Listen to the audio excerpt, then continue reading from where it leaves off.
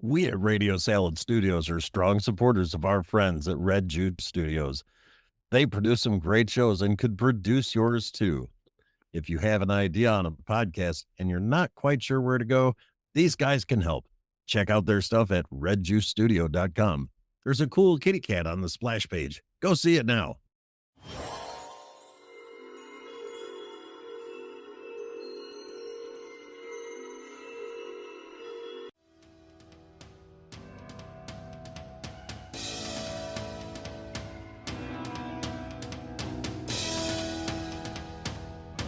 This episode of Savage Sessions is brought to you and produced by Radio Salad Studios.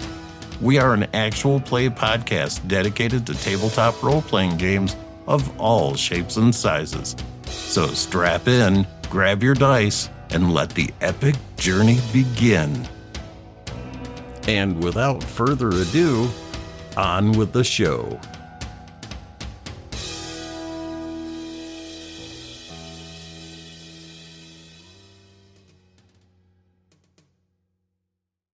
Our opening shot takes us from a simple black screen.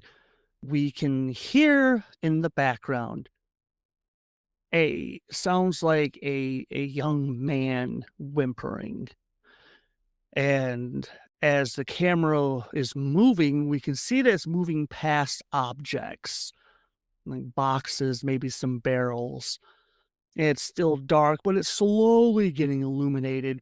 And as it gets closer to the illumination, we can see that where it looks like it's some sort of small garage or warehouse. There are tools lining the walls, and the whimpering and now begging is getting louder as the camera slowly begins to dolly up, and then pan down. We see that the illumination is coming from a single Coleman lantern that's sitting on the floor, and maybe about 3-4 feet away from this lantern is an individual tied to a chair, and he's also hooded, and he's the one that's whimpering and begging for his life. The camera begins to slowly come down, and when it comes into a frame, we see the top of a hoodie and shoulders, and then we see the back, and we see the ETU logo with the raven's head. And as the camera begins to draw back away from this figure, we see this individual kneeling down. Again, his back is to the audience pretty much the whole time, but he's putting things onto the ground, like candles or like shining obsidian rocks in specific chalk-lined spots. At least it looks like chalk. And again, the man in the chair, he's still begging to be let go. He's not going to tell anyone. You don't have to do this. Oh, there's a chuckle. And the warlock stands up. Again, his back is still to the camera. And as it moves, the camera strategically following his back. And he's already starting to go into a very ominous chant. The begging gets more, and there's a audible flicking of a match. The camera follows the match as it hums through the air, and it lands on what we perceived as chalk. It's actually some combustible material on the floor, and it flares to life all around the man in the chair. The chanting continues, and it rises to a crescendo. We see the warlock's hands rise up. The man in the chair begins to scream. The candles, which were set in strategic locations, were not lit. But as the outline dies down, all the candles in unison pop to life. The man in the chair suddenly stops screaming. We can tell, even with the hood over his head, that he's looking up at the ceiling. His body is convulsing, And then when the warlock lowers his hands, the floor below the man, the chair, actually begins to crumble and then sink and then drop into what initially looks like a bottomless void. But then there's this bizarre orange light below him. Not fire. It looks like almost the kind of light you would see from a sunset. And the chair is just hovering there. And that's when the candles, the flames come off of them. They go up above the man and they hover just inches above his face, and then they drop on him. And from the head down, his body erupts into flames. The warlock's hands go back up as the body continues to go up. There's very little smoke. It's just a blazing flame. It gets wider, and where it looks like it might engulf the entire garage, it stops at the confines of the occult markings around the chair. And finally, the fire dies down. The warlock's hands are up. He lowers them slowly and he nods. And the camera rises up above as he turns, and we watch him walk off screen. He chuckles, and off screen we can hear the warlock say, "It's going to be a good time at ETU." Hello, players, and welcome to Savage Sessions, a production of Radio Salad Studios. My name is E.E. Morris, and will be your host, along with Chucky T, Big Stompy Robot, Nate Dog, and Miss Rainey, and not to mention Totes McGoat, for East Texas University, powered by Savage Worlds. Visit them for all your role-playing needs. Now, as is tradition at Savage Sessions, if there's any in-game currency, we like to start our players off with a little bit more.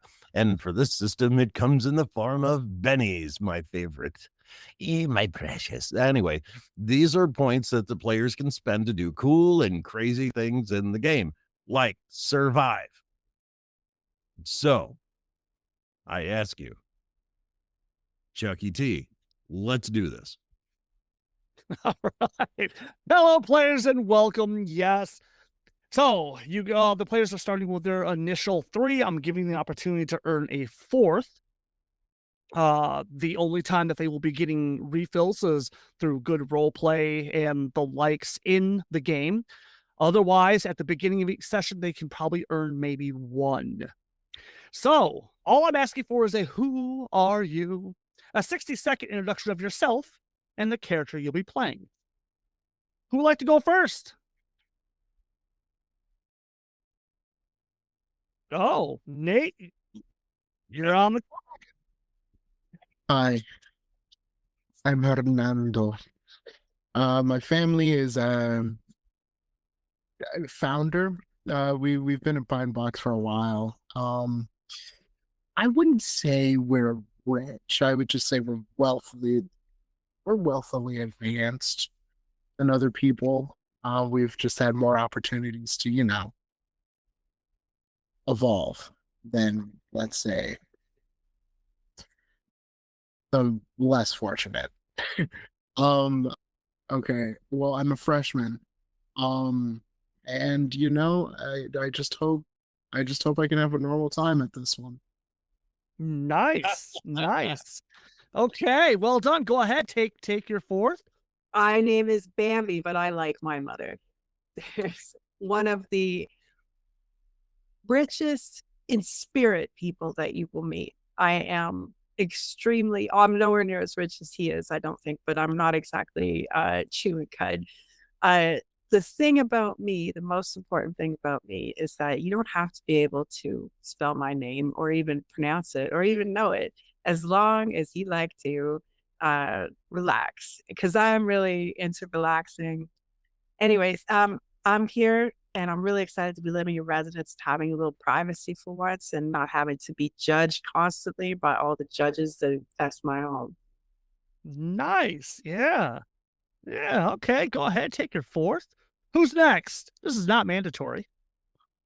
I'll go. You got it? You're on the clock. I got it. All right. I am playing the character of Victoria Sterling.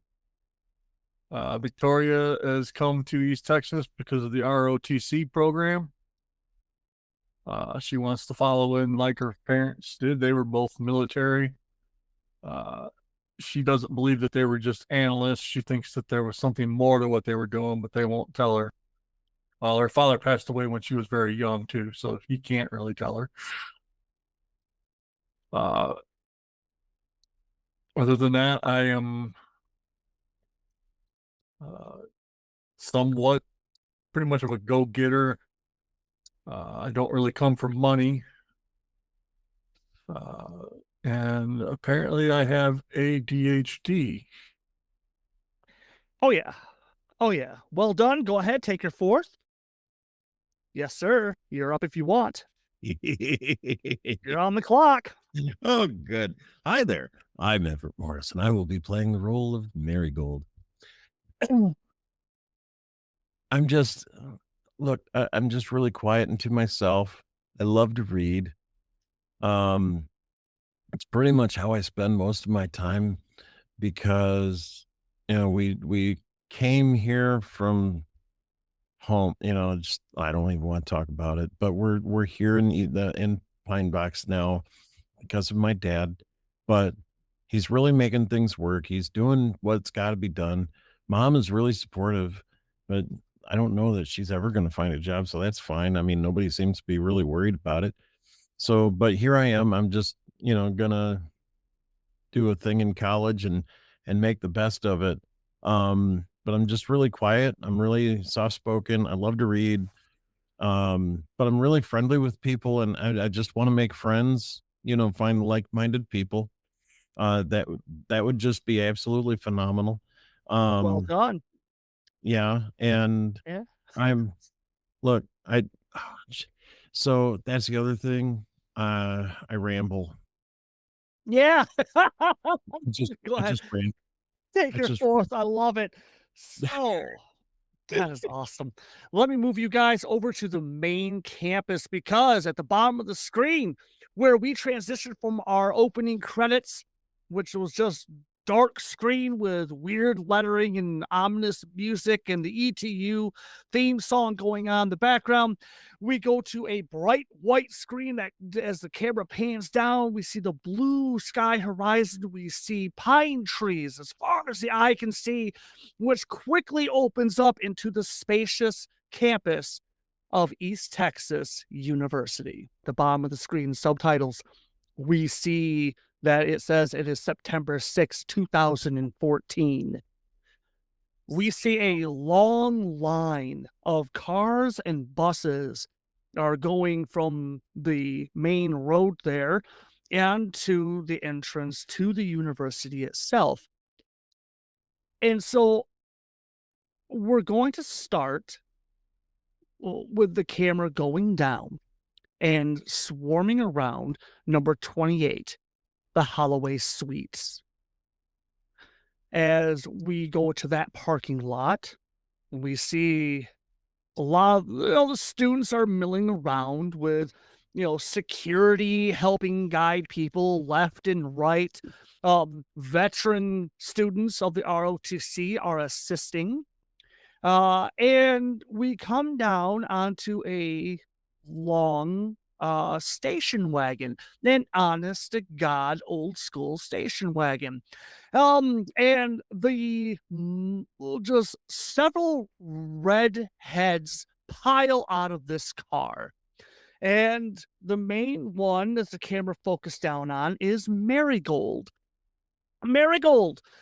The Holloway Suites is an all-female dormitory that represents a vintage bed and breakfast. From what you've been able to dig up on this, is that it is one of the original buildings from when East Texas University was first formed as, surprisingly enough, an all-girls school back in the 1800s. Everett, how much of a culture shock has this been for Marigold? Well, it's been big because, like, you know, where we come from, it's not like this or anything college related or big, you know, what feels like a big city. But I have a feeling once I get settled, I'm going to realize how it's quiet and desperate this town really is.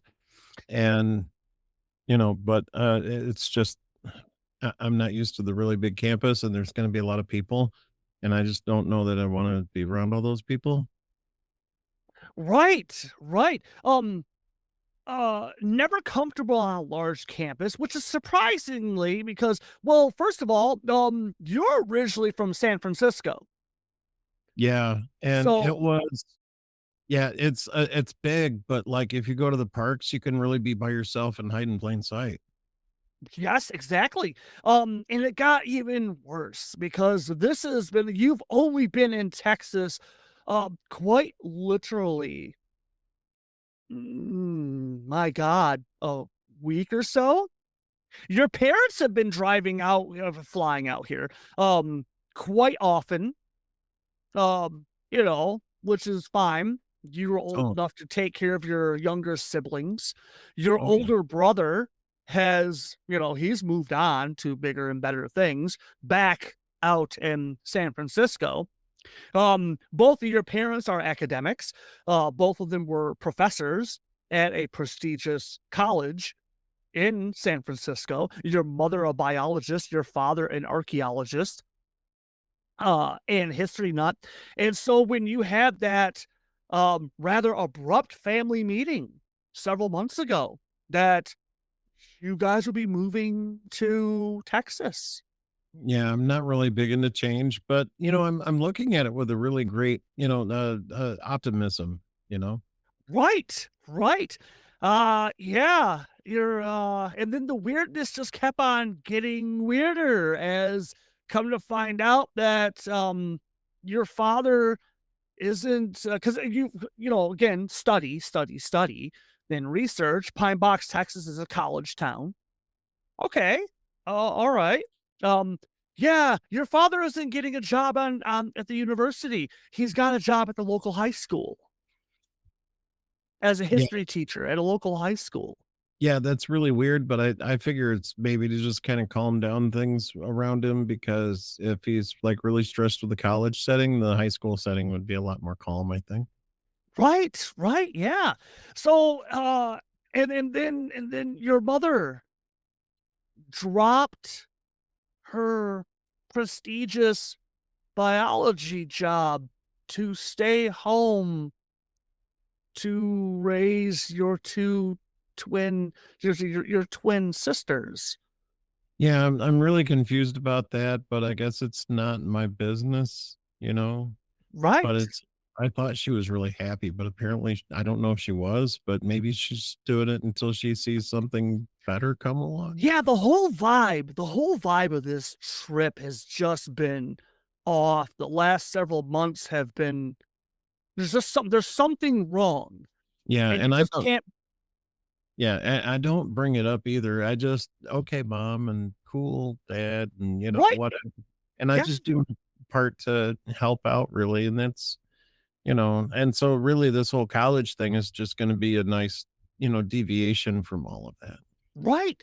And so the Holloway Suites, uh, an old school vintage bed and breakfast. By the look of it, that's been converted to the house a lot of these women. From what you understand, it's incredibly difficult to get into this dorm. Yeah, Incredibly difficult. yeah, 'cause Um, it's like it, one of the most prestigious, isn't it? Because of its age and the heritage to the college, I would imagine. yes, yes, and for especially for women coming to East Texas, it's one of the more sought after dorms. Um, and so yeah, people are pointing and the students are walking by. Uh And there's actually extra security around this dorm. It's strategically located toward the entrance. It's right next to several of the main buildings on the campus itself. And as you are grabbing some of the luggage and things to take into it, uh, you are met at the front door by an incredibly beautiful redhead who introduced herself as Daphne Blake. Oh, hi, And Daphne. she welcomes you to the Holloway Suites. She gets your name and she proceeds to take you inside. And when she sees the luggage, she goes, "Oh no, don't worry." And she snaps her fingers. And with that, 4 large, well-dressed young men in polo shirts, dress pants, and fine dress shoes. They come walking out, and each one of them nod, "Ma'am, ma'am," the whole 9 yards, and they shake hands with your father, and father looks and well, Daphne explains, "Oh no, it's okay. They'll take this. They'll take your things to your room," and she explains that you have room 13, and uh, well, let me take you around your new home. She smiles, and you and your father look at each other, and Daphne waves you through. As the camera's following, as you guys are going into it, you turn, you watch as these 4 guys are just carrying your stuff over and down the hall and towards was apparently going to be your new room. Can you give us a description of what you think Marigold is wearing now? What is she wearing? She is going to be wearing, well, probably unpacking in her dorm, kind of Right. settling in. So, I imagine a pair of sweatpants and kind of like a tank and a loose fitting like flannel shirt. The camera turns and it goes through a wall. We go back out onto campus and we get a casual view of the organized chaos that is first day of ETU. Traditionally at ETU, any seniors and juniors that are unfortunate enough to not have housing off campus they get first pick of where they want to stay. And they are also allowed to go to their dorms and get set up several hours before the freshmen and the sophomores, especially the freshmen. The freshmen are always the last ones to get to their rooms because there's a lot more of an orientation that needs to take place to get the freshmen situated. And so what they're seeing on the camera is this is going over top, and like I said, the organized chaos. The cars that are honking, people moving around, security waving people off. And we stop long enough to hear one of the security guards stopping someone who's walking on their own and telling them, "Hey, what's your name again?" "Oh, look, Scotty, we're doing the buddy system here, so we need you to find a buddy, and you're just going down to your dorm. All right, fine, but going forward, we want everyone to get into the habit of not going alone for security reasons and safety." Scotty didn't know. And so the camera continues to move on, and we go around the corner and we see the ROTC building. As it continues to go past, the camera dollies up and over, and we see past the 10-foot tall metal fenced in yard, the training yard for the ROTC. And as it goes past that, we see the Lester King's dormitory. And then past that, oh, of all the dormitories on campus, the cheapest and the most notorious is the Whitehall dormitory. Now, while Marigold does not have a vehicle, Victoria Sterling does. Well, Greg, like I said, well, why don't you tell us a little bit about Victoria? Tell us what Victoria looks like. Oh, we already said she had like a dark raven colored hair. Oh, yeah, long black hair. Yeah, long black hair. Most of the time she's got it pulled back, using a hat to hold it back in a ponytail. You got it? Usually probably wearing, if she's not wearing something required for the ROTC, she's probably wearing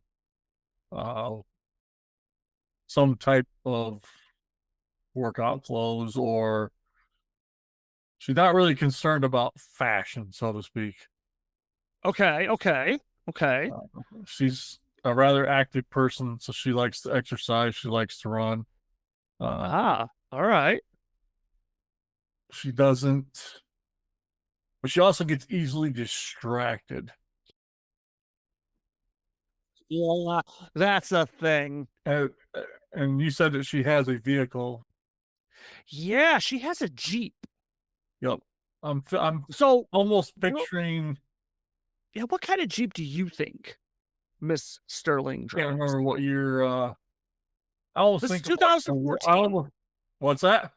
This is 2014. Right. No, I remember we're in the 14 in the mid two. Yeah.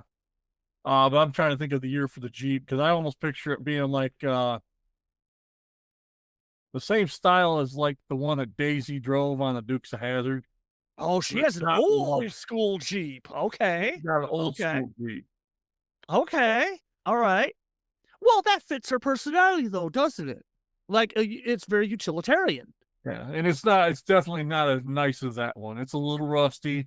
Oh. She doesn't have a lot of money. She got a good deal on it. She still had to kind of figure a few things out and get some things fixed when she. Right. Because going from Detroit, Michigan down to Texas, 18 years old, you think? 18, 19?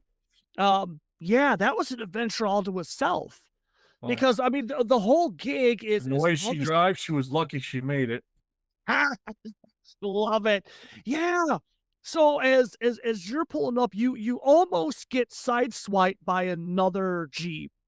And there's tires screeching and squelching, and you hear her grind the gears in the Jeep when she shifts, downshifts. Oh my God. So, well, I don't know. You tell us. How much belongings does she actually have? How depressing was it when you left home? Because, I mean, well, let's rewind. Let's rewind just real quick. Because it wasn't a pleasant departure between you and your mother. No. What were the last things you said to your mother before you stormed out the door? Because she did not want you to go. She was adamant that you not go. Well, she didn't want me to go, but I couldn't stay there anymore. I just said, I have to leave. I need away from this. I can't deal with this environment anymore. Oh, yeah. Yeah, not nice. Not nice, because she was alcoholic, and it was starting to turn, maybe not intentionally, but when she'd get to drinking, it was starting to turn a little bit abusive. Nice. Starting verbally, and then it was starting to go. Probably the last straw when I finally signed up for ETU was the night that she first hit me. Oh, shit. Okay. Yeah. Even after the apologies, no, that was it. Straw camel done. Okay. So yeah. So now let's go back to the Jeep. And we see Victoria and her belongings. Yeah, she packed. She didn't even take Well, she didn't have a whole lot to begin with. She had a bed, a bookcase, maybe a falling apart desk in her room that she worked at. Okay. She Well, got a picture. all of that will be provided here on campus. Right. That's what she figured. She brought whatever little bit of clothes she had, Mm-hmm. a couple of family photos that she had, maybe from when things were still good and her father was around, but she was really young. Yeah. Yeah, we see those photos. And Cherished. there might have been one or two pictures of what few friends she had back home. Oh, yeah, not very many. Not very many, not for Victoria the tomboy. Yeah. So as he watches, Victoria is got the couple of duffel bags, which she can easily heft up and bring around. We can see that she's very light on her feet because, like I said, she was almost squashed by another Jeep that was coming by. And some dickhead in, a cowboy hat, which again, as soon as you cross the border, cowboy hats were a very common thing. But there's just something about this guy as he comes by and he almost smashes into you and yells at you to stay off the streets, freshie. And the good-looking guy sitting next to him is holding on for dear life as that Jeep. Yeah, there you go, the bird all the way, man. So yeah, as you're coming up, there's a little creepy skinny dude with frilly hair and glasses, and it might have been a cool T-shirt at one time. As he comes up, he's handing these papers out, and the first thing you hear out of his mouth is "fuck the roost." Fuck it. You want to get a real education? You want to see what ETU is really about? Man, you need to come to our frat house. Lambda, lambda, lambda. Come on over. You're going to get a real education. You don't need that sweat lodge. That's for beginners. You're not a beginner, are you? And he stops when he sees you, and he offers you one of their flyers. Come on, little lady. You want to see it? Come on. Maybe later. Oh no, okay. He actually takes it back from you. Nah, I know a no when I hear one, lady. And he turns and he walks off and It's he just starts. out here, and Nah, you're wasting my time. He walks off. Well, there's another guy standing behind him, and he's tall. He's crazy tall. Yeah, he's got just unkempt brown hair, some scruff going on. He's got this like long oversized green t-shirt, long brown pants, and he's got this big ass fucking dog sitting next to him. And the guy just shakes his head. He watches the guy with the flyers stomps off. And he turns and he looks at you and he smiles and comes lumbering down. Like, hey man, my name's Shaggy. Are you staying here at the Whitehall? yeah, I'm Victoria. Right, Victoria, hold on, don't tell me. And he leans down, and you swear to God, he's having a conversation with his dog. You hear him whispering, What do you remember where she's staying? I don't remember where she's staying. There's a lot of new faces here. What's that, Scoob? And you swear to God. Right. Yeah, that's right. That's super cool. Greg. This is a co-ed dormitory. Okay. Traditionally, the third floor is reserved for seniors and juniors. So you tell me, where do you think Victoria landed? Well, she's a freshman. She's probably going to be in the freshman hall. Okay, well, that's just it. That's what was kind of messed up about it, is like, apparently the Whitehall dormitory doesn't care. It just, If she gets a choice, she probably doesn't want to be okay. on the top floor. Second floor? Are you thinking first? I'm thinking first, just so First she floor? can get Okay. out of work faster. Okay, yeah, as you are She going. tends to run late a little bit in the mornings. Right, yeah, as you're going down, you have room 12.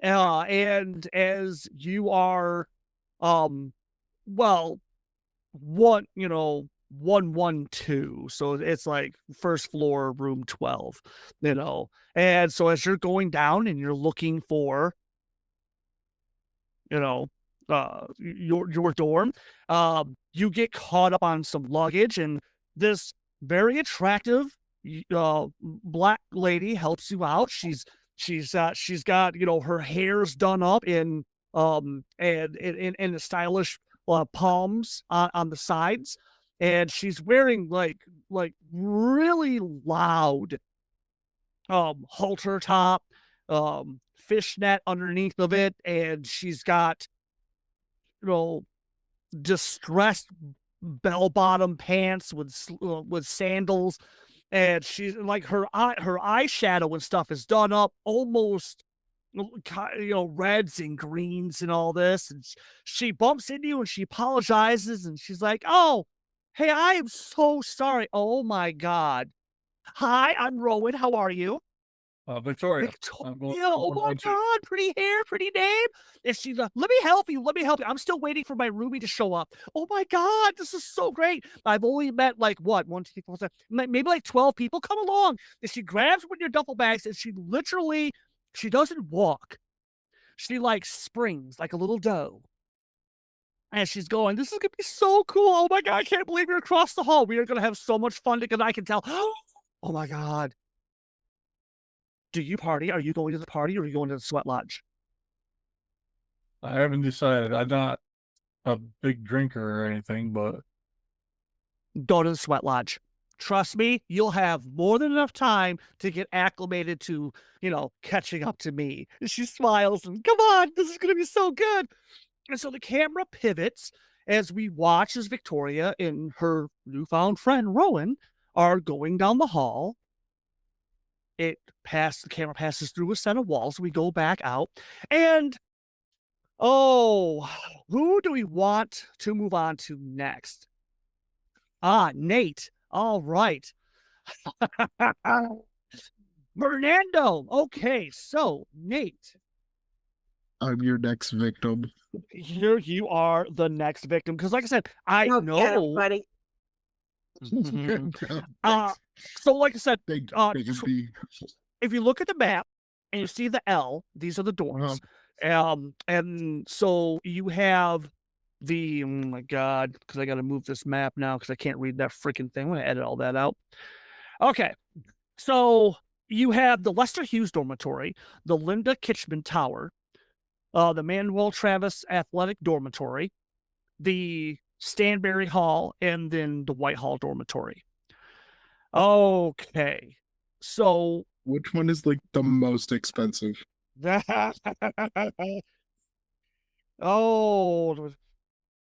Okay. Wait, so since we're a founder, actually, hold on a second. I was gonna say hold on. We actually there. Okay, 27. I'm sorry. Yeah, 27. This is the George Danford Dormitory. This 5-story dormitory is the tallest male dorm and most modern on campus. Each floor offers a commons area with televisions and small workout equipment, such as stationary bikes, punching bags, and weights. Top floor. I have penthouse suite. What is that? Founder family. They don't give me a building with our name on it. They at least give me a penthouse suite. It was as soon as it came across, and so we're doing a quick flashback of you, your mom, and your dad. It's it's a few weeks before campus. This isn't like this isn't your first time on campus. Your family has been here for quite some time. The fencing school, literal school that your parents founded, back in the day, like they do a lot of their, Olympic training here on campus. So yeah, you got the super pimped out sports car driving up and parking in front of the George Stanford dormitory. Your father is out, and of course, it's the well. I mean, real quick, describe what Hernando de la Vega looks like. Okay, so Hernando himself, Chuck, are the stats on the sheet accurate to right now or no? Because it says he's 17. At this point, he might be like 17, going towards 18. Okay, 17 going on 18. Right, because Okay. again, he's a freshman in freshman. college, so yes. Okay. 18-ish, like he's like a week before 18. Okay, Um, okay. He's about 5'11", but he says 6 foot. Of course. It's not that far off. It's not that far off. That's true. That's Who's true. actually going to check? That's his excuse every time. He about like, I would say like brownish black hair. Okay. Okay. Like tannish brown, like a nice coffee brown skin. Okay. in Okay. color. Incredibly classist. And well, what do you mean by that exactly? If your family does not make even like within 100,000 of what his family makes, you're like low class to him. Nice, nice. How does he usually dress on a day-to-day basis? He dresses more plainly than what the money can talk for. So he kind of just has like a pair of ripped jeans that he usually trains in, and he kind of wears those around because you never know when to train. He's really into the fencing business, guys. It's in his blood. Yeah. He has a branded T-shirt of the family company, that he wears constantly. Right, because Whatever. you're the oldest. I am. Yeah, you're the oldest. And so for all intents and purposes, yeah, you are in line to inherit all of it. Every single Yeah. fencing school. Yeah. And well, yeah, the millions have rolled in from that. So Yeah. it's there. Oh yeah. Oh yeah. He has his high school, because it still fits him. He has his high school Letterman jacket on. Okay. Okay. You can tell that it is definitely a different type of leather jacket than most schools would have, but it's leather, 100% genuine leather. Oh god, yeah. Oh god, yeah. Skin from God, the yeah. finest cows. Yeah. But yeah, he has this trusty little cane sword that he has. He doesn't technically need it, but it matches the vibe that he's going with. So also it looks Okay, really cool okay. when he brandishes it. Yeah. In defense, Totally. Right? Yeah. So we watch as your dad, again, three-piece suit, when we watch Hernando get out of the vehicle, and the father looks at him and he scowls because your father's view is that three-piece suit defines a man in all settings. Your father is rarely seen without a formal three-piece suit. Rare. It's incredibly rare to see him. Like, even at the house, he's, he sleeps in a three-piece night suit. Well, hey, that cotton, the Egyptian cotton, yeah, there it is, baby. Look, So- my stance on his suits is that they sweat a lot and they rip a lot. I'm a really active guy. Okay. Hernando, why do you worry about such things?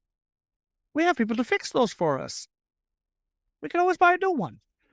Yeah. You're right. We're so rich. I forgot. Let's just fix these things. We just buy new ones. It's no big deal. So yeah, so the George Stanford dormitory. Yeah, predominantly this is also the jock. This is also the jock. That's also why I had the Letterman jacket. I had to know I am exactly. So yeah, and again for the locals, most of them know better. Most of them know better. That most of any of the bullies that you grew up with, they learned very quickly that to touch a Della I bought their Vega, houses. yeah, well, but yeah, to touch a Della Vega, is to touch death. That is how your mother put it the first time you came home with a black eye. And what happened to that family afterwards is only I spoken didn't of. think it was that serious. Oh no, they'll know. And that's the other thing. Reputation is everything.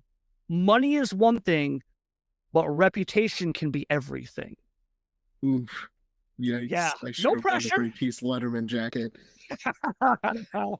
But this is a special outing for you and your dad. And so as we see, them looking at it, and your father leans over and he, looks down at Hernando and whispers at him, this is the De La Vega building. You know that, right? Did I ever tell you that story? Yeah. But does it have our name on it? No, because here's what it is. You know that property that we got up north not too long ago? Yeah, special deal. I think so. Yeah, I keep my name off this building, but I make sure that I pay for the supplies to build it. Yeah, there it is. George Stanford, good friend of ours. Wanted to have his name on it. The guy that made the grill, right? Yeah. That was Foreman. Sorry. Close enough. You know Close too many enough. Georges. And besides, our friends was better. Come on in. Let me show you around. You're going to love this. And so yeah, and so we're back, and how does Hernando arrive at campus? There's definitely he does have the windows down to the family car because he doesn't drive himself mostly, as his car delivered. Chuck, what year is it? 2014. I was gonna give him a Tesla. No. No, he has like a really good like Audi GTR. Okay. So it's a fast car. It's loud. But the family car, he's blaring obviously YouTube copyrighted fanfare. And he waits till the driver gets out to open the door for him. Oh, yes, which is hilarious because while all the other peasants are milling around, having to actually park in the parking lot and then, try to hoof their way over with their meager belongings. The police car that is in front of your car. Having that score? Well, yeah, of course you did. Oh, You're not. No. You're not parking over there. Okay. And because you made it very clear before you were even coming here. Well, your father even made it very clear. He didn't understand why you couldn't have your own private parking spot. The family was willing to pay for it. To which the president, President Nelson, that old prick, said that no, that would be very, very bad. No, we treat all of our students equally. And no, but maybe we could do something in the parking lot. To which your father was very upset, and there was some back and forth before, but he was unable to break President Nelson. And so your first day on campus, the police car shows up, pops on the lights, and to get an old beat down truck to move out of the way. so that so that your car can pull up, and that the three valets that were hired by the family to carry your meager belongings up to the top floor. Can I give them a tip? What? You're a De La Vega. Look, I at least believe in tipping. It's not going to be much, but I'm going to tip them. Pretty much. Oh, so that's hilarious. As we see Hernando de la Vega get out, the music stops, and as everyone, we saw the other students, the big jocks, This they're Texas having too. their stuff. So They turn, they look, and they like a lot of them stop because the car is just pissed. The car is it has a custom paint job, whole 9 yards, and a lot of them stop. And there's who knows? They're all pointing your direction, and De La Vega just nods, snaps his fingers, trunk pops up, and 4 guys come rushing out, each one of them taking a duffel bag. 1 duffel bag apiece, that's it. And then they come and they line up behind you like a fucked up entourage. Then we watch as Hernando de la Vega begins to saunter into what technically is his family dormitory. Oh, I have the full rich guy walk and stride with the cane. Of course too. you do. It's so bad. And the camera begins to rise up, and it goes back towards the entrance to the university, and we settle down on Bambi Fanshawe. All right, Bambi. Oh my goodness. Rich family from back east. Whereabouts back east is your family from? Where do you think? Well, they say New York, but it's technically Jersey. We're on the other side of the river. You know what I mean? Like it's a 5. Oh yeah. But I mean the postal code, the license plate is Jersey. So for that kind of Okay. that's Right. cool. And it's Right. nice. It's nice. There's a lot of nice things in Jersey. Princeton's in Jersey. That's nice. Yale's in Yeah. Jersey, isn't it? That's nice. That's nice. Yeah. There. Yeah. And then your prick family, because they work for this effed up foundation that That's your right. grandpa was part of, and that's where all the money's coming from. And grandpa pretty much told dad, you need to go to Texas for business. And you're taking that's what he said, you're taking your family with you. And when dad, or excuse me, well, do you call him father, papa? We call him dad? Pop. No, we called him Pop. Papa. I mean, yeah. No one else called him that, but all us kids call him Pop. So he's Pop to me. Yeah, right. Pop. Yeah, Fanshawe, Pop Fanshawe. Pop. As he started to talk back, which was unheard of. Which is absolutely unheard of. No, we don't do that, Pop. Yeah, no. And well, your dad talked back. And Popoff made it very clear, if he didn't go and take his family with him to represent the Fanshawe family for the foundation, that he would systematically cut everyone off. Like today. Yeah. So here we are, and here we are, Armpit, Texas. Yeah, that is about right. And it makes matters worse. Like when you like Jersey, New Yorkish area. I'm assuming like you didn't live in suburbia. No, and let me just tell you something about where I used to live. Where I used to live on the East Coast in civilization, we had these things called seasons, where the weather's one way for a little while and then it stops and does something else for a bit. So, you can get a sense of what's happening in the world. Unlike here in Texas, where the seasons are hot and fuck you. Oh, I'm sorry. Global warming hasn't been kind to this area's rates. That's amazing. So, to say the least, that Bambi is not happy to be here. No, I would say that's the most. I say it more than I say anything else. I'm not happy to be here, and I would like to leave as soon as possible. But the way that I deal with that and the heat, it's a double whammy combo, is booze, which is so effective. Yeah. Thins the blood. It has numbed a lot of your hatred for this place. So good. The miracle cure. Here we go. I'm functioning adequately for the first time since I got here. It's great. Oh, so what I need to know is, do you have your own car, or I would assume she would have her own car. She does. Now, the one thing about Bambi, though, is that she's not a bad person per se, and she wouldn't drive while she was not able to do that. So what she has is the car, but she does have a Tesla. Tesla existed in 2014. There was a guy in my office building that had one parked in the parking lot. People used to take turns going outside to look at it. That was back before everything happened. Ooh. Yeah, so she has a Tesla. And because she has that Tesla, it's really easy for her to find people that want to drive it because it's really cool. So whenever she needs a ride somewhere, just tell somebody she has a Tesla and ask them if they want to try it out, and they always say yes.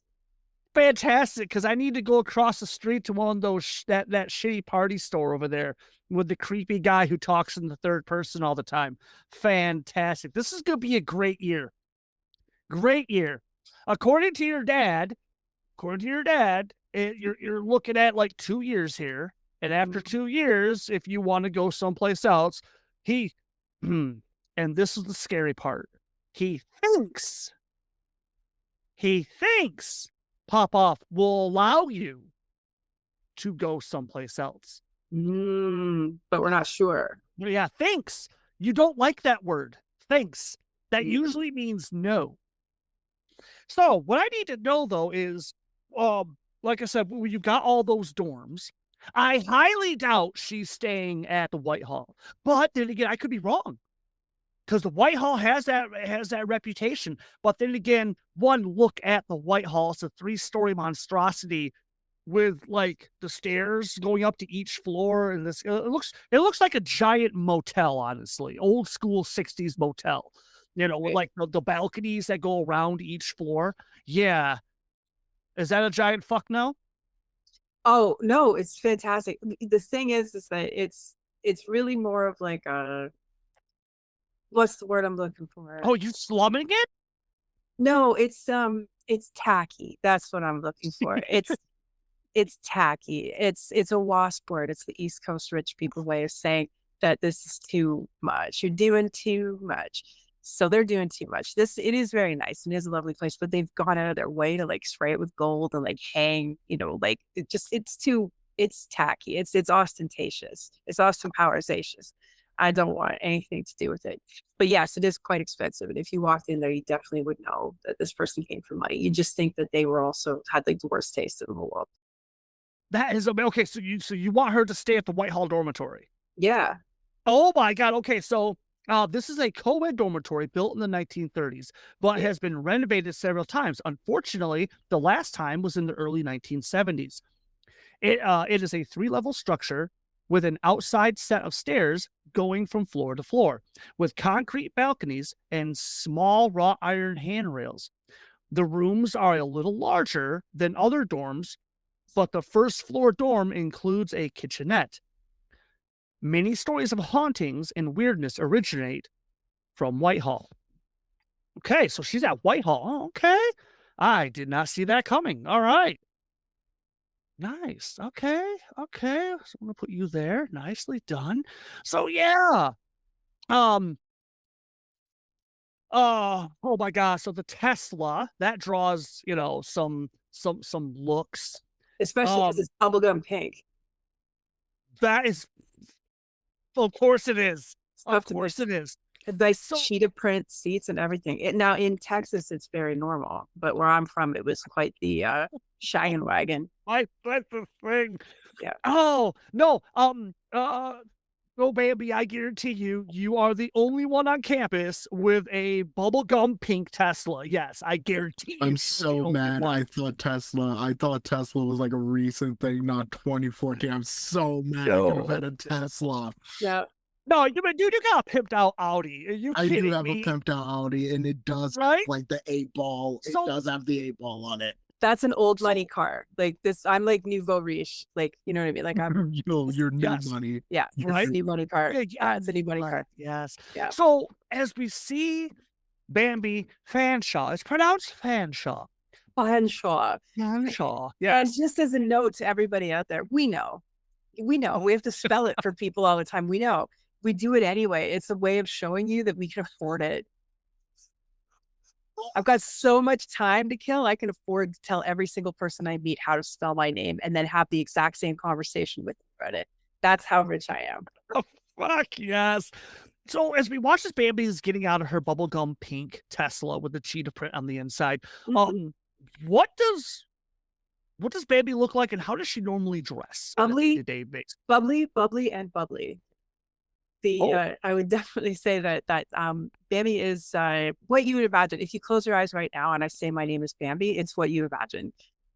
She's quite pulchritudinous. Yeah, that means that she's the girl can't help it. That means that she fills out a sweater, however you want to say it, in a classy way. It's a children's program. Okay. She has blonde hair. You can't quite tell if it's natural, but that's an East Coast thing. It's really, she may well be. It's just the way she carries herself. And there's something cute about that. You kind of like Bambi. She kind of reminds you of Elle, like Elle from Legally Blonde, but like in a less cheerleadery way. Bambi's more chill. Bambi's realized that if she has a couple drinks every now and then, it's easier. Her life is easier if she wears easy to clean clothes instead of really fancy, expensive stuff. Because she has a tendency to be dirty when she wakes up in the morning and dishes and stuff. So she is actually wearing just like jeans and a lot of like black t-shirts, black sweaters, like little zip up hoodies. But like they're really high end. So like these like $400 jeans, but they are jeans at the end of the day. One of the things that Bambi's really enjoying lately is it's 2014. So she has got her first like really cool phone case with the pop socket on the back so that she can like do selfies better and like, you know what I mean? Like stand it up on the table and stuff like that. Oh, So she's an Instagram queen. yeah, absolutely. 100p. She's got 100,000 followers. And that's mostly just because she's rich. And every now and then she like gives money away to followers just to like get them to like her. But a thing that she has a problem of hers is that the pop socket pops off because she messes with it. Like, how people peel labels when they're drinking, they'll peel the beer label. She takes the pop socket off and on like when she's drinking. So after a while they stop working. So she's constantly buying new ones and like switching them out and stuff. It looks like just this big plastic nipple collection in one of her drawers. That's what she looks like. So, Rob, just for giggles, what does this week's case for her phone look like? It is beautiful tourmaline blue, like a beautiful azure sort of blue, like the color that Twitter used to be, like that kind of color. But the pop socket part of it is in like that reflective purple, pink, blue. You know what I mean? Like, so if you turn it back and forth, it's iridescent. It changes colors. It's a little iridescent pop socket. Iridescent was really big in 2014. The cool thing about it, though, is that whenever she uses the flash on her phone, it like bounces off of it and ruins the photo, and she hasn't figured that out yet. So she's starting to think like maybe she just needs a new phone. Of course she does. It's obvious. It's the phone's fault. Yeah. I love it. So yeah. So we watch as she's is she actually going to carry her own stuff in, or is she going to try and get other people to carry her stuff in for her? She'll carry. It's not that much. It's 2 2.4s and like a 26er. There's like a little bit of clothing in like a sort of a backpack, and the rest of it she'll buy. She came prepared. She has Probably 3 more more things. debit cards. Oh, It'll work. there's a bag of It'll work them. itself out. Yeah, it's fine. Everything's Oh. automated now. But yeah, no, she travels light. She didn't want to deal with all that, so it's literally just like a couple records, maybe like just personal items. That's stuff she can carry herself. So she does. And she's gonna just go and buy some clothes later because she also didn't know what the weather would be like. It's gonna be. We're gonna do this college thing. So we watch as Bambi Fanshawe is moving up and into the Whitehall dormitory. Is she on the first, second, or third floor? Oh, first floor, because there's no elevator and she doesn't like to walk upstairs. Oh, yeah, that's it. But, because that was the other thing, the Whitehall, like I said, it has that reputation, where, fraternities, like, why didn't she try to apply for one of the sorority houses? Oh, she has been through all that. Like, if you're a deb on the East Coast, you've already been through. And to be honest with you, like, she's probably part of societies that are a million times more prestigious than some bullshit Texas sorority. You know what I mean? Like, she's probably like one of the daughters of the American Revolution or something. You know what I mean? Like, I think she's probably like, yeah, that's nice. I'm a Carnegie Hall fellow. I don't really care about the Beta Kappa fuckers or whatever they're. Sorry, we don't. Sorry, just a quick out of game moment. We don't have sororities in Canada, so the only thing I know about them is what I've seen in American movies in the 80s. So I've absolutely no idea what they That's fine. Sorry. That's absolutely fine. That's so fine. Oh, there's gonna be so much hate for that. That's amazing. Sorry. That's fine. No, I love it. It's fine. It's perfectly fine. So yes, we watch as Bambi has gone up. Now, you blow off the tweaker that's handing out the flyers because, like, ooh, no party. And then first party, and then you looked at him, and you looked at the cheap homemade flyer, and like, oh no, no, no. And because there was another thing that your father had made very clear to you is that uh he wants you to try and behave yourself.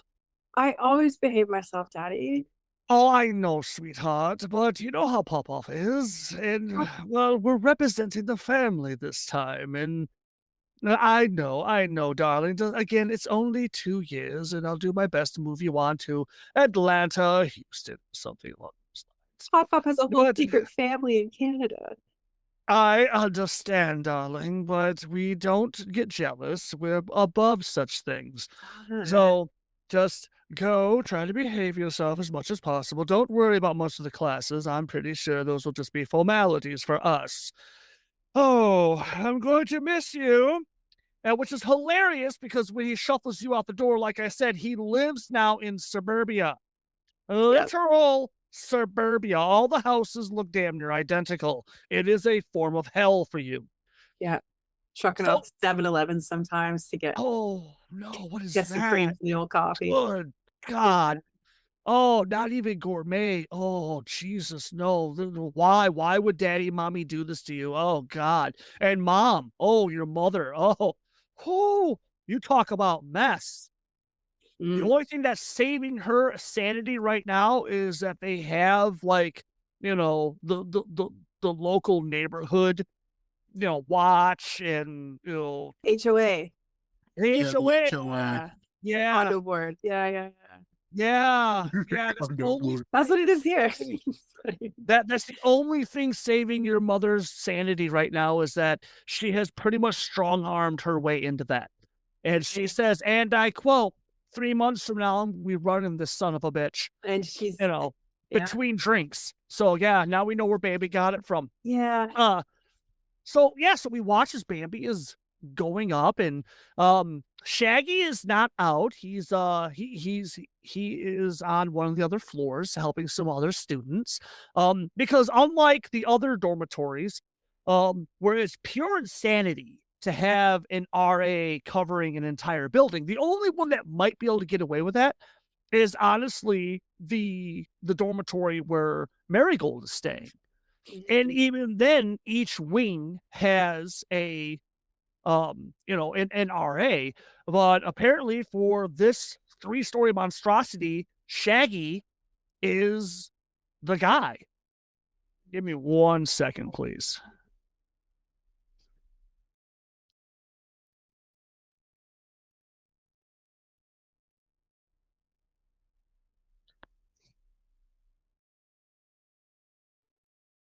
And so yeah, they you get to have fun. You assume it's Shaggy's assistant is she's losing her absolute effing mind as she's trying to get people's names and hand out keys.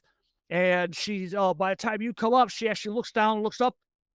Harry Butts, you don't even belong here. She runs out and you watch her tackle some guy to the ground. And there's a whole bunch of other guys laughing, and she yanks the key away and they go scampering off, away from it. When she comes staggering back, oh, at one point, this young lady may have been attractive, but now the sheer stress of doing what apparently is supposed to be Shaggy's job has absolutely taken its toll. Her hair is disheveled, her makeup is running, the cute blouse that she has on one of the shoulders that has a slight rip in it, the pencil skirt that she has on one side has a hole in it, the pantyhose on the knees are ripped open, and the cute shoes, well, one of them, the heel, as she's walking, is at a funky walk, and she's trying to save face because one of the heels has snapped almost completely off. She stops at the table, she looks up at you, and she smiles. Well, welcome to the Whitehall Dormitory. How can I help you? I think you have a room for me, but if you don't, you're about to. Oh, that's very funny. What's your name? At this point, I'm not sure if she's crying or laughing or terrified. So I'm gonna just can I walk behind the desk and just sort of just give her a hug from behind? Yes. Is that possible? Yes, Okay, so I'm gonna do that. absolutely. Just without breaking eye contact, just so she doesn't panic or startle. Just gonna walk around behind her and just give her a big bear hug, put on the back, give her a big cuddle, and I'm just gonna whisper in her ear, "It's okay. It's okay. There's someone here. It's okay." And she breaks down completely. And the scene starts to transition over. It gets a little darker. We see what appears to be a gymnasium of some sort. And we see several individuals milling around, and they are cleaning and getting some decorations set up. And we see a very familiar figure wearing the ETU hoodie. The camera moves up and we see that the warlock has a paint can sitting beside him, and he has a paintbrush, and he's putting markings on the walls. And as he's putting these on, he's muttering things to himself. First, we think maybe it might be a spell or something, but no, it's just him muttering about how they're all going to pay, that no one overlooks me, and he's going to show them all how great he truly is. And when they get, excuse me,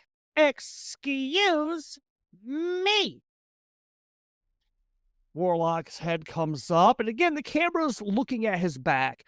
And as he turns his head, the camera follows the back of his head, and we see that he's looking down a long series of stadium seatings. And about 5-6 rows down in the center aisle, there's a young lady with a clipboard, and she's tapping the clipboard. Excuse me, what in the hell is that? The warlock cocks his head, and we can tell he's just staring at her. She glances around, and she takes a little involuntary step back. The warlock's head tilts back up, and we hear him chuckle. I talked to Tanya, and she said, and we see his hand come up, and he points behind him to the markings, that they wanted some authentic Native American symbols to be put up for the Sweat Lodge for authenticity, things like that. I can take you down to her if you want. I'm sure she's not that busy. The lady looks back, and we see her zoom in on a large, chaotic crowd, what appears to be half court. And there's one lady, and the camera zooms in on her. We see a name badge that says Tanya, and it's half crooked. She looks disheveled, and she snaps a clipboard in half, and she leans forward. You're a stupid son of a bitch, and if this goes off wrong, I'm gonna find you and I'm gonna break both your motherfucking legs, I swear to God. And 3 people go running away from her. And the camera goes back up behind the warlock. The lady who's tapping the clipboard, she turns back, she looks at the warlock. Don't get any paint on any of the fucking seats. And she turns back around and she scampers off. The warlock chuckles. We see the paintbrush go down, dip into the paint a few more times, and we could see that there's something in the paint. And it is illuminated every time he swirls it. We can see the arcane energies in the paint swirling around and then fade away as the brush comes out. And as the brush makes contact with the wall, we can see the same illumination ever so briefly going up, and he's making these intricate marks on the wall. The camera goes off from where the warlock is, and it goes back over on top of the campus. Towards the center of campus here is where there are a lot of the extracurricular tables and tents have been set up to try and drum up memberships. What kind of extracurricular activity do you think Marigold would be looking into? I have a list. Would you like to hear the list? Yes, I have an idea, but throw a list at me. Well, okay. Well, first let's hear your idea, and then if there's something matches on here, I will throw it out to you. Well, because it may be a club that is very little interaction verbally, but more or less mentally. I was thinking chess. Okay. College doesn't have a stinking chess club. Well, they have a gaming club. Yeah, we'll take that. So okay. You know, and even if it's the oh my gosh, what do you think they're playing? Deadlands. Well, you know, if yeah. yeah, if they get Selling award-winning role-playing games like Savage Worlds, yes. But it is drawn in towards the chess. Okay, so gaming. All right. So I'll make a note of that you're looking at the for right now, and again, from semester to semester, this can change. But you're looking at the gaming. All right, nice. Greg, Victoria, well, you're already ROTC. Like that's already great. And honestly, that's fantastic because it's literally like they have their own private dorm. But you signed up late, and well, surprisingly, it was full, but that's why you got the discount on top of the other discounts to go to the Whitehall. Because she can't sit still for very long. Right. She still goes out to check out the other clubs and stuff, just to see if there is anything else that might catch her interest, but not suck up a lot more of her time. Yeah. And plus, well, because let's be honest, once you go there and you see what the others are offering, it's like, no. Okay. And then once you get back to the ROTC, the guy running the ROTC, Lance Reddick, is essentially that's what this guy looks like. And the voice and everything. As he comes out and he introduces himself to Victoria Sterling, and with that, he nods at her, asks her if are you ready to serve? Yes, sir. Then run! And he points to the track, and there's already a bunch of other students running around this track. And we watch as Victoria Sterling, with a smile, hops the fence, and she's running. And we see the man running the OTC nod, and he grins, and he turns back to some new other students that are showing up to be introduced. All right. Bambi, what sort of extracurricular activity do you think she would be into? Party hardy. Yeah, it's not 1999, but you're going to party like it is. Your social activity, you're a socially active hero. Becomes very popular with the party crowd. Their charisma, well, so they get like, yeah. So is that basically it? Like you're looking for, is that an option, or was there something else you were thinking for her? That's fine. I was gonna suggest poetry club, like poetry circle, but I think that sounds great. That sounds great. I didn't know that existed. Yeah. Oh yes. Oh yes. Gonna start a poetry circle. Maybe I'll just do both. Okay, so I'll make a note of that. Sort Is of like that with the party club. Yeah. yeah, the party hardy, because like I said, It's each of already these have yeah. yeah, there you go. Each of these do have in-game mechanics that can help your character. Oh my gosh, and that leaves Hernando. Yeah, I think by default we know that I'm like at the table for the fencing club. Like my dad has put me there to recruit. Okay, so athlete. Yeah. Okay. Can we join too or no? No, for right now it's just one. For right now it's Just one. right. So I was really debating either staying with the popular party people or going fully into the jock scene.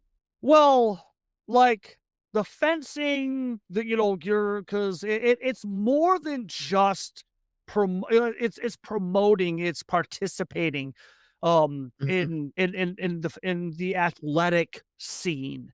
Okay. But that doesn't mean that your character isn't going to be looking for those parties, looking for those little side adventures. That's not an issue whatsoever. No, but just for in-game mechanics, what I'm looking at, yes, is the athlete.